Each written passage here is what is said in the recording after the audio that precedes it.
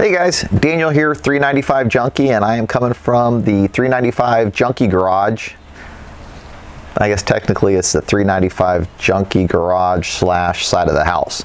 But in any case, you know, without having to be able to do any wheeling or camping right now, I'm trying to put some material out there that might be useful to you guys still. And I had a few upgrades that I need to do to the JK and the JL, and I figured why not record it, and maybe it's upgrades that you're considering doing.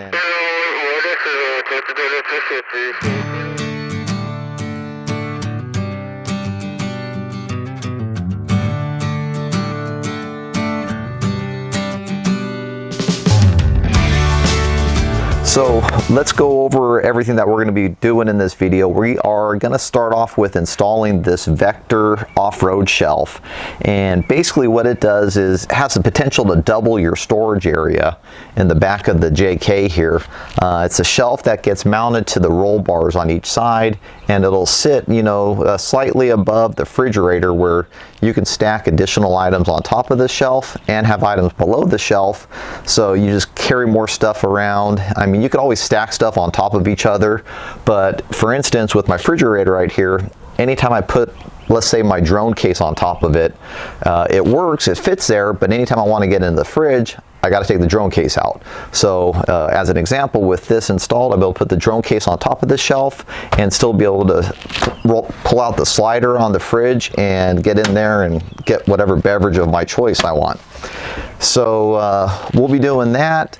Also in the video, a couple other exciting upgrades that we'll be doing on the JK, which I've been eyeballing for a while, is the dual ARB compressor install. I've been running around with the Smitty built, which I've got no complaints whatsoever, but it does get to be a little bit of a burden every time you want to air up, air down, and you think twice about airing down, which I really shouldn't. I shouldn't be lazy. I should air down every time because comfort's important to us. But with this system, I'll be able to mount this underneath the passenger seat with this bracket here and wire it directly to my S-Pod, and with the push of a button, it'll start right up, start filling up. And in addition to this product, which we're going to be doing the install, is I went ahead and gone with the up-down air system that is going to be able to speed up the process of airing up, airing down all 4 tires at once. So I'm sure you guys can see the benefit in that. If you guys make a habit of airing up and airing down yourselves, to be able to do all 4 at once will save me at minimum 5 minutes. So it's not really that big of a deal, but it is kind of a luxury item that I've been waiting to do the upgrade on, and the time has finally come, so I figured I'll video it for you guys, show you the install, and maybe test it out at the end of the video. And then lastly, some other pretty exciting upgrades on the JL, and we went with the Gravity LED Pro 6s for each side of her Jeep on the A-pillars. And since she was getting the upgrade, Belle might be getting some earrings herself. So I'm really excited to get the ARB installed and this up-down system. Hoping it's not too technical or going to take too long, but anytime you're trying to video and do the install, it's generally at least 50 to 75% longer just by nature of the beast. So don't mind doing it. I enjoy doing it, but it does slow things down. So we'll try to get as much of each one part of the process in the video for you guys as possible. So let's get right into it. Alright guys, so now that we have everything laid out, it's actually not going to be too complicated. As you see, you got the Vector shelf here. You got a couple brackets that mount onto the shelf. You got some clamps that are going to go onto the roll cage, and they give you all the hardware. For tools, it's real simple. You got 7/16 wrench, 7/16 socket and a ratchet, and a 3/16 Allen wrench. You can see all the hardware. It's all laid out, ready to go. But what also needs to be done before I can do any of this install, and you guys will see inside of the JK, there are some items that are going to have to get relocated with the addition of this shelf. I've got the fire extinguisher, which is pretty handy where it's at right now. I'm going to have to find a place to mount that, which I think I have a couple places in mind. My splitting axe, which is going to be interesting because it's pretty good size and I use it a lot when we go camping, so maybe I can mount that somehow onto the shelf with, they got mounting holes all over the bottom of this, which I'll show you guys in a little bit. and of course my CO2 tank, which I can eliminate altogether at this point, considering I've got the air up, air down, and the dual ARB that's going to go under the passenger seat. So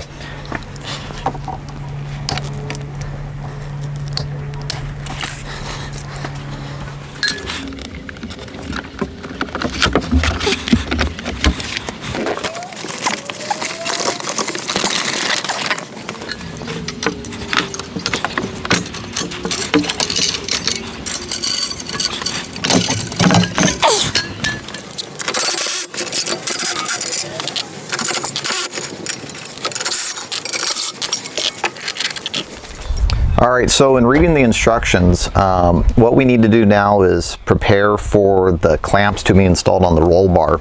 So what the instructions say to do is to unvelcro it here, which is on the same on both sides, zip this down so you can gain access to the roll bar, and the mount's going to go through this little Velcro piece here. So what we need to do is we need to measure down 4.5 inches and mark it, and that's where the clamp's going to be set. So there's a little hole up here, which I don't know if you can see, which is where the seatbelt goes into, but we're going to measure 4.5 inches down from there.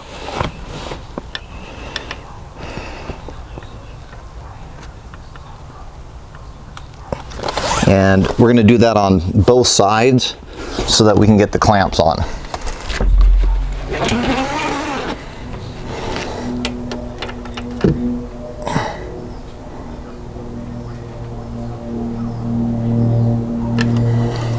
Alright, so now what we need to do is mount the bracket. Just simply put the mount there. Get your bolts. You hear my dogs barking in the background because they hear me talking. They think there's somebody breaking into the house. If you've seen these dogs from one of my previous videos, there ain't nothing to be scared of. Although, I must admit, the littlest one, he actually bit our pool guy before and drew blood. It's the little ones you got to worry about. And that one's good to go. So we're going to do the other side now and get ready for the brackets to get mounted onto the shelf. Alright, so I was tightening everything up, and I just don't like the way the bracket is getting tightened up on the passenger side compared to the driver's side. And it's because of this wire here, which, again, I'm not quite sure what it goes to or why it's there, but what I'm gonna do is I'm gonna go ahead and pop it out, and I don't think there's any reason it can't be sitting on top on the other side of the bracket, on this side. So I'm gonna give myself a little bit of room to work, and I'm gonna relocate these brackets a little so that this wire, I'm gonna relocate the wire so that it's not in the way of the clamp.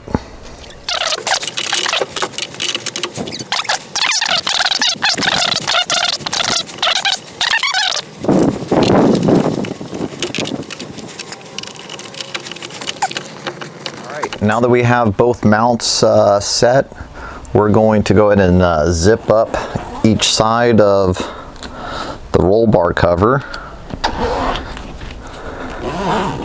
And let's make sure this wire is out of the way. And it takes a little bit of influence to get over the bracket, but it'll go. All right, so now what we need to do is the bracket that holds up the shelf. So what we're going to do is we're just going to line it up, and we're going to get them all started by hand first, just to make sure nothing gets cross-threaded on the way there.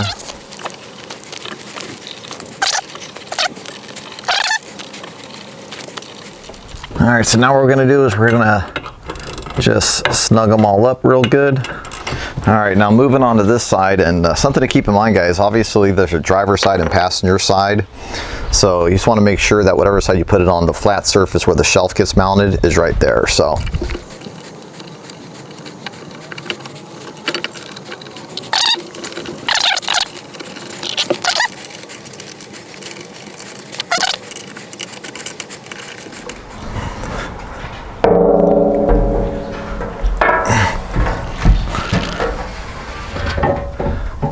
get this up here, and we're going to put this thing as high as it can go, and we're going to test that out and see how that looks.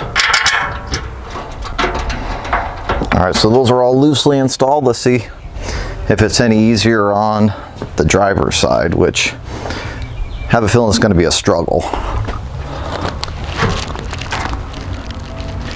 That is definitely going to be a struggle. Yeah, so what's happening is, I don't know if you can see, but I don't mind forcing things, but this is beyond forcing. Let's zoom in a little here. This is protruding pretty far out towards the passenger side, and this side is going pretty far into that side. So unfortunately, what I think I'm going to have to do is take everything back apart and loosen everything and twist it a little so that it's more flush against the driver's side. So I'm going to do that next. This is what happens. All right, so we got this readjusted so it's pretty much straight up and down again and runs parallel with the driver's side. So let's give this another crack and see if third time's the charm.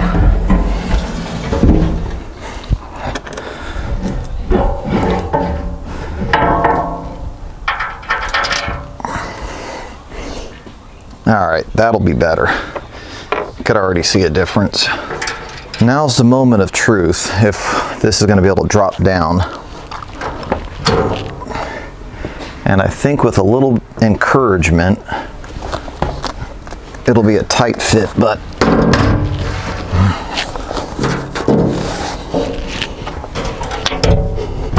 oh, too far, but that's what we needed.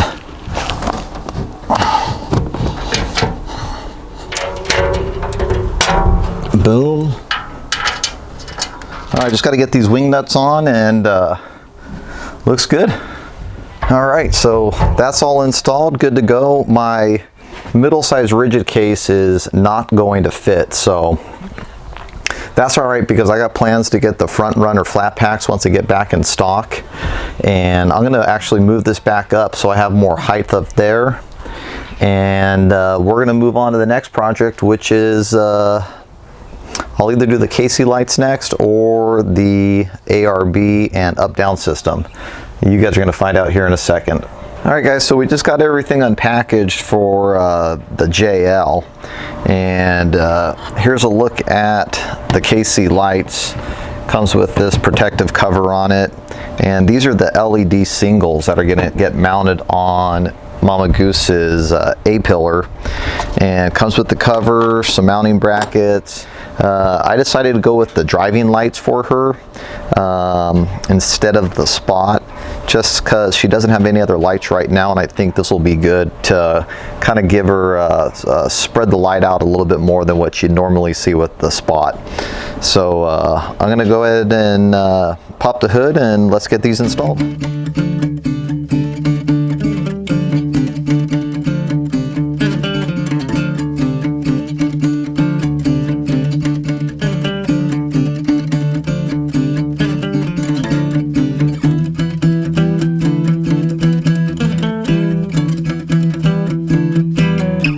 So we got the lights all put on. You can see I got one of the light covers on one side just to see, you know, how it looks.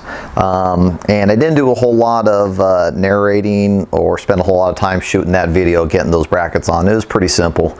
But what I want to do now is we're going to do all the wiring for it. So we're going to pop the hood, and we didn't get the option on my wife's JL for the auxiliary switches. So, because I knew we weren't going to build it up too much, I figured we'd get a light or two. So what I want to do now is I need to find a place in the firewall that I could run some wires through, and I think I found a spot. Let me grab the camera and show you guys where I'm talking about, and hopefully there's enough light. That first black hole that you see, it looks like if I just take some pliers and pull on that, that'll pop out, and I could put the wires through there, All right, let's see if we can get in there and see what's up and pull that out. There it is.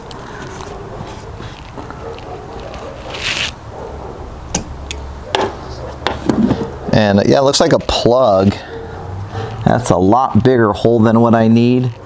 So what I'm probably gonna do is take this plug and cut a hole right in the middle of it, just big enough for the wires to fit through, and then plug that back in, maybe throw some silicone around it so that we don't get any water inside. So let's go ahead and get this cut up. All right guys, so I'm at the workbench, and you can see the KC connectors. It comes with these little slide connectors, which that just means I have to cut that much bigger of a hole, which I guess I don't have that big of a problem with. All right, see if that's thick enough for it. Perfect.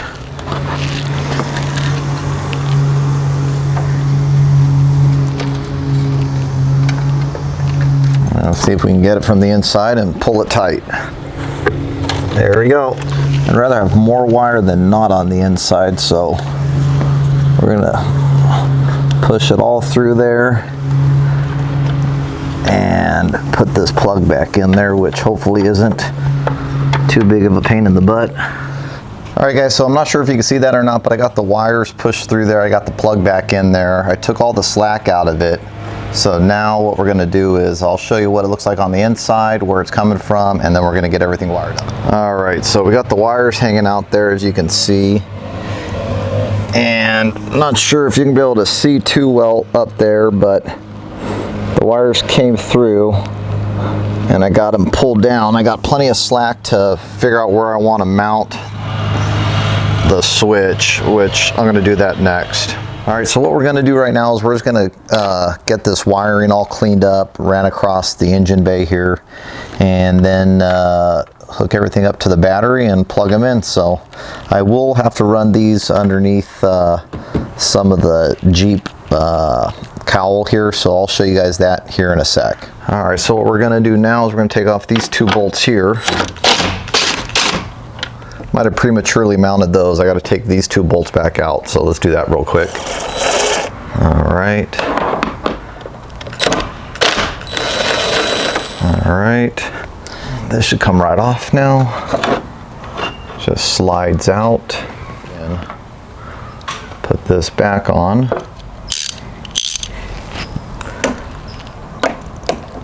It's snapped. And looks pretty clean. We got all the wiring done. We're going to connect the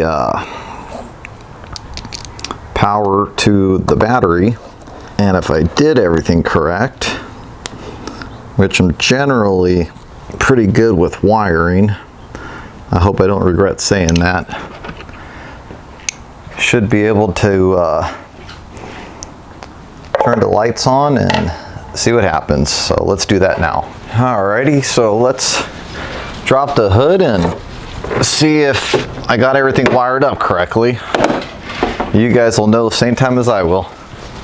I promise I didn't test it. 1, 2, 3. Booyah, baby. So I'm gonna adjust them here. This one as well. And there you go. Mama Goose has got her KC Gravity Pro 6s installed on the A-pillar, and that'll be a wrap for tonight. I just have to, I got a few more projects tomorrow on the JK, which I told you guys about, and we'll pick it back up then.